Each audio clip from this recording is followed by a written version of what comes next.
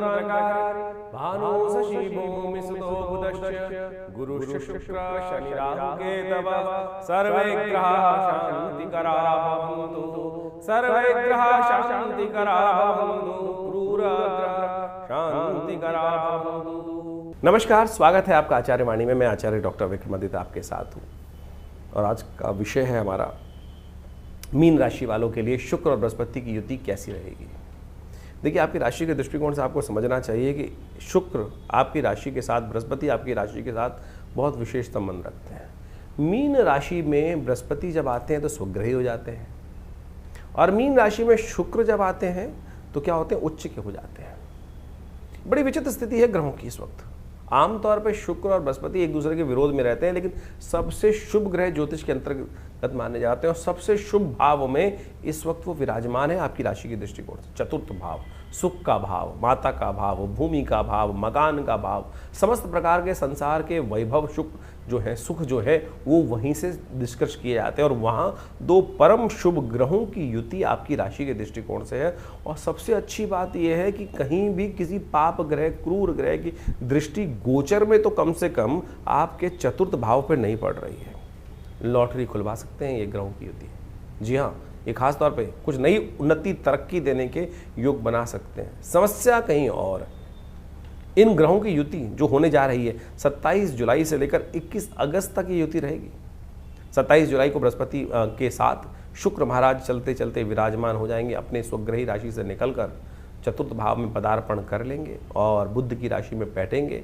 21 अगस्त को वहाँ से आगे पदार्पण करेंगे और आपके लिए वो भी अच्छा रहेगा। यानी ओवरऑल देखा जाए तो ये ग्रहों की युति आपके लिए कहीं ना कहीं लाभ देने के लिए अच्छे योग बनाती दिखाई दे रही है। ऐसे में आपको समझ लेना चाहिए कहीं बस 7.5 ही आपकी सबसे समस्या का योग बनी हुई। हमने अलग से एक वीडियो बनाया था अभी शनि महाराज के ऊपर कि शनि वक्री होने जा रहे हैं। उस वीडियो को अच्छे से पढ़ लेना, समझ लेना, याद कर लेना, जो उपाय बताए हैं वो कर लेना, क्योंकि ये सब ग्रहों की युति जो है वो तो कुछ दिन महीने के लिए। तो ये यहाँ पर आपको एक विंडो दे रहे हैं अपने शुभ ग्रहों का। जैसे होता है ना कि कई बार कहें बादल घनघोर वृष्टि चल रही है और कहीं रास्ता दिखाई नहीं दे रहा, ऐसे में ये शुक्र और बृहस्पति की युति एक नया रास्ता बनाकर, वैसे तो शुक्र और बृहस्पति जो है विशेष तौर पर खासतौर पर ध्यान रखें कि आपके ग्रहों के दृष्टिकोण से, आपकी राशि के दृष्टिकोण से दो परस्पर विरोधी ग्रह हैं और उसके जंजाल में कोई फंस गया, यानी मैं इधर जाऊं या इधर जाऊं, देवगुरु बृहस्पति इधर ले जाने वाले हैं और शुक्र महाराज इधर से ले जाने वाले हैं, लेकिन ले जाने दोनों को दोनों सफलता की तरफ है। धरती तो गोल ही है ना, आगे ले जाने ही वाले हैं। लेकिन क्या हो रहा है, अगर आप इस दुविधा में फंस गए, इधर से जाऊं तो उधर से जाऊं, तो क्या होगा कि कहीं ना कहीं वो रास्ता ट्रेवल हो ही नहीं पाएगा। चल दो, कहीं भी चलना हो, बस इस वक्त क्या है, चले ही वेती चलना परम शास्त्र जो शास्त्र में कहा गया, चलते रहो, चलते, रुको मत।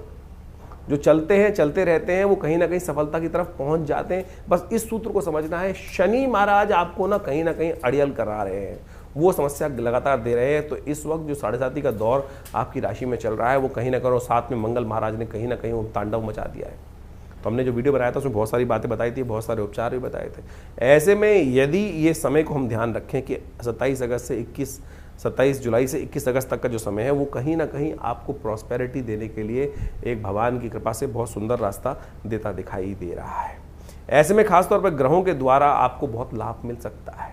ऐसे में कोशिश ये करें, 2-3 उपाय हम आपको बताने का प्रयास कर रहे हैं, वो आप करने का प्रयास। सावन का महीना के आरंभ काल तो चल ही रहा है इस वक्त, और ऐसे में हो सके तो एक काम करने का प्रयास करें। हर बुधवार के दिन भगवान शिव के मंदिर, वैसे तो सावन तक तो रोज चले जाएं तो बहुत अच्छा है, दही के द्वारा भगवान का अभिषेक करने का, भौतिक सुखों के लिए, रुके हुए काम को पूर्ण करने के लिए, लॉटरी खुलवाने के लिए दही और शहद मिलाकर उसके द्वारा भगवान का अभिषेक, दही का दान करें। गरीब लोगों को दही का दान कर दें, शहद के द्वारा भगवान का अभिषेक कर लें। ये काम करने का प्रयास करें। भगवान शंकर के मंदिर में जाकर शुद्ध रुद्राभिषेक के द्वारा रुद्राभिष्ट दही का पाठ करते हुए भगवान का इस वक्त आपकी राशि के दृष्टिकोण से ये बहुत अकाट्य प्रयोग हम आपके समक्ष रखने का प्रयास कर रहे हैं। दही और शहद से भगवान का अभिषेक अवश्य कराने का प्रयास करें। भौतिक सुख प्राप्त करने के लिए, कहीं ना कहीं रुके हुए काम को गति देने के लिए ग्रह आपके लिए बहुत सुंदर योग बनाकर तैयार कर रहे हैं, कहीं ना कहीं लाभ दे रहे हैं। लेकिन ध्यान रखना, हमने आपको मंगल और शनि वाले वीडियो में ये बात समझाई थी कि इस वक्त समस्याएं ऐसी हैं कि लोग आपको अपनी तरफ, अपने साथ ले जाकर कहीं ना कहीं झगड़े में फंसवा देंगे। तो फालतू कामों से बचते हुए कार्य करने का प्रयास कीजिएगा। कहीं ना कहीं आप दृष्टा भाव से कहीं खड़े हों, कहीं ना कहीं दो आपस में लोग भिड़ रहे हों और भाई साहब कहीं आए और आपको भी लेके चलते, चल भाई चल तू भी खड़ा था यहाँ पे, तेरा भी नाम कहीं ना कहीं आ रहा है। तो ऐसे में कहीं ना कहीं आपका जो समय है वो बर्बाद हो सकता है। तो फालतू के कामों में समय ना लगाएं।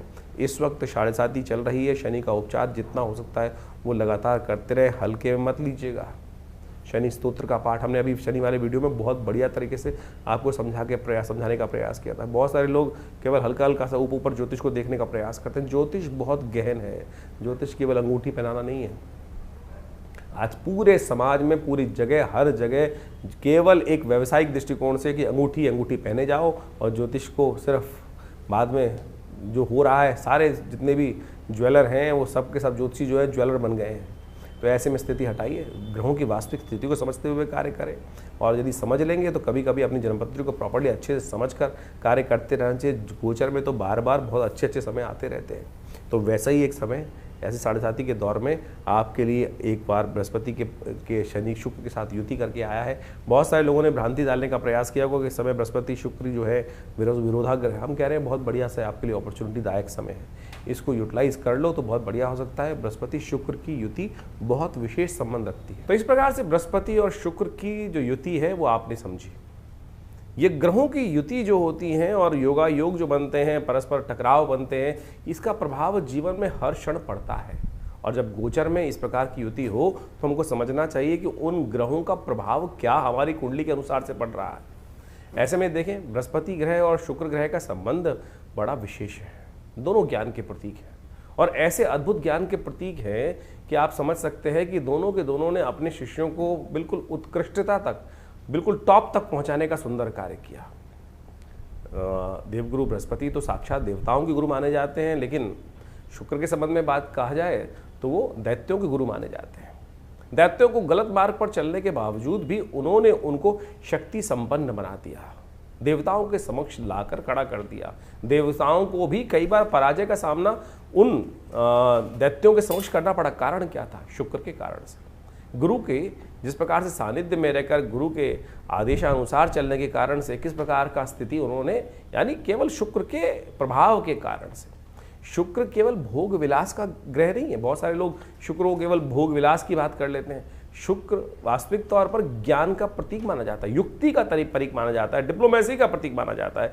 आज संसार में सबसे बड़ी आवश्यकता इस संसार में आगे बढ़ने के लिए डिप्लोमेसी की ही है।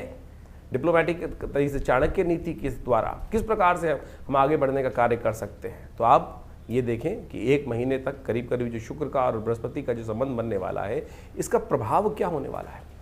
वैसे आपकी राशि के दृष्टिकोण से तो आपने प्रभाव समझा, लेकिन जनरल तौर पर यदि हम सामान्य तौर पर समझें तो क्या है, विपरीत बुद्धि जो है वो 2 विभिन्न मार्गों पर चल सकती है।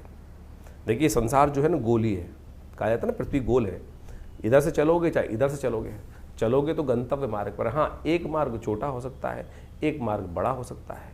एक मार्ग पर चलने में रास्ता पथरीला हो सकता है और एक मार्ग पर चलने पर रास्ता कहीं ना कहीं सुगम हो सकता है, वो गुरु के सानिध्य पर। और उसका निष्कर्ष किस प्रकार से निकलना है और वहाँ किस प्रकार से सस्टेन अपने आप को करना है, ये वास्तविक तौर पर हमको सही दिशा समझ में आनी चाहिए। अब बृहस्पति और शुक्र की जो युति जो इस वक्त बन रही है, और वो भी बुध के भाव में, बुध की राशि में जो बनकर तैयार हो रही है, हो क्या रहा है कि सारा बुद्धि का खेल है।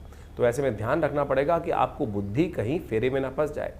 यानी हमारे मनोमस्तिष्क में क्या होता है कि एक भाव बैठा होता है पाप का, एक भाव बैठा होता है पुण्य का। एक हमको सुख शुभ की तरफ प्रेरित करने का प्रयास करता है, दूसरा कहता है गलत कार्य कर लो।